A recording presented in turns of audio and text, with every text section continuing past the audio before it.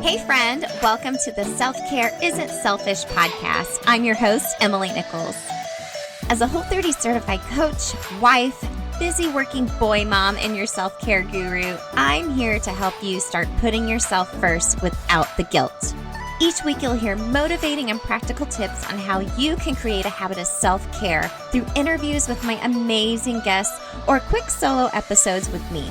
After each episode, you'll walk away with an action plan and feel empowered to implement what you have learned into your life. So, grab a cup of coffee, glass of wine, or your favorite sparkling water, and let's do this.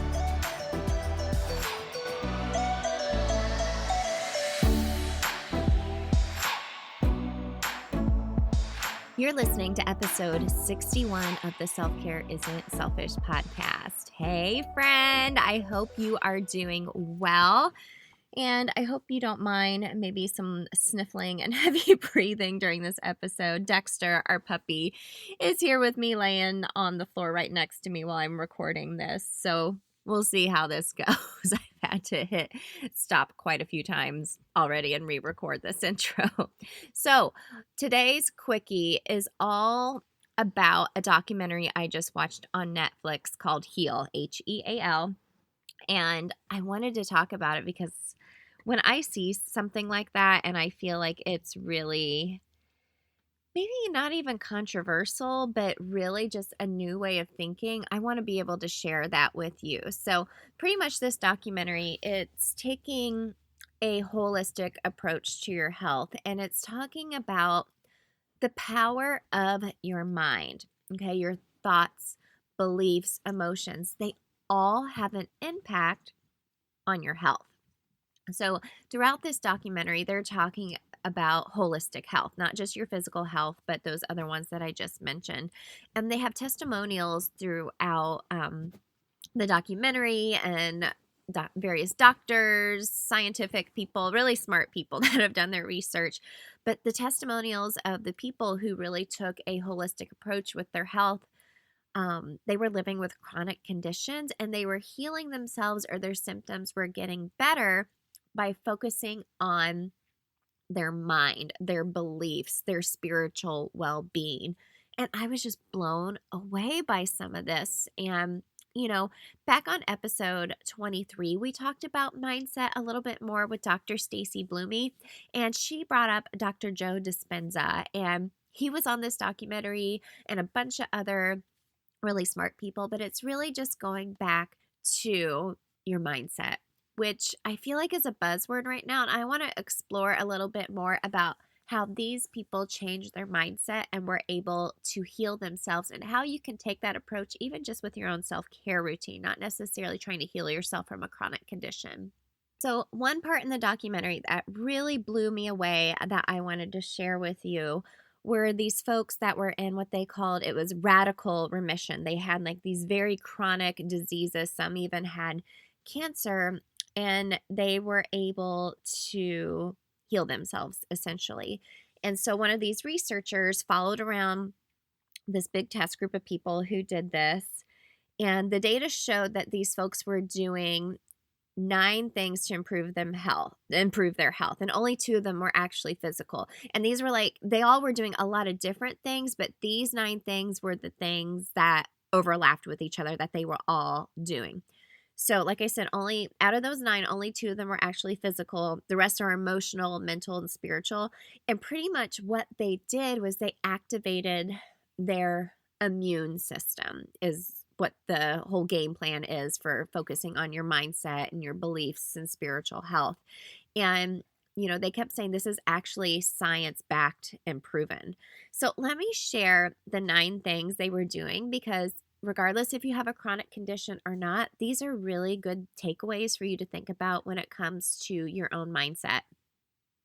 So the first 2 that were physical changes that they were doing, like for their body, they radically changed their diet, and they were using various herbs and supplements.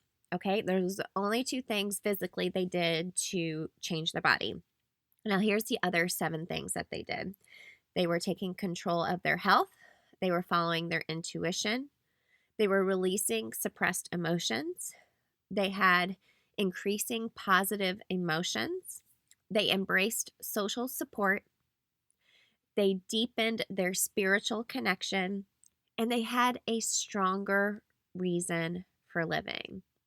Doesn't that kind of blow your mind? It, like, this whole documentary, my husband and I were watching it, and I was just like, this was amazing. And I want to share my 3 biggest takeaways just based off just that one little snippet of like this 90-minute documentary, because those 9 things that they did that overlap together really blew me away, and thought, well, how could you really change and apply this to your self-care routine and your mindset, really to feel your best from the inside out every day? So here's my 3 biggest takeaways. Number 1, there is a time and place for medicine. This theory from this Heal documentary, that you can heal yourself, and just the power of your mind, your thoughts, beliefs, emotions, and how they all have an impact on your health, that is very, very much so worth exploring. Absolutely. I truly, truly believe that in my heart. But there is also a time and place for medicine. I'm not saying you shouldn't, go to a doctor and get traditional medicine if that's something that you need.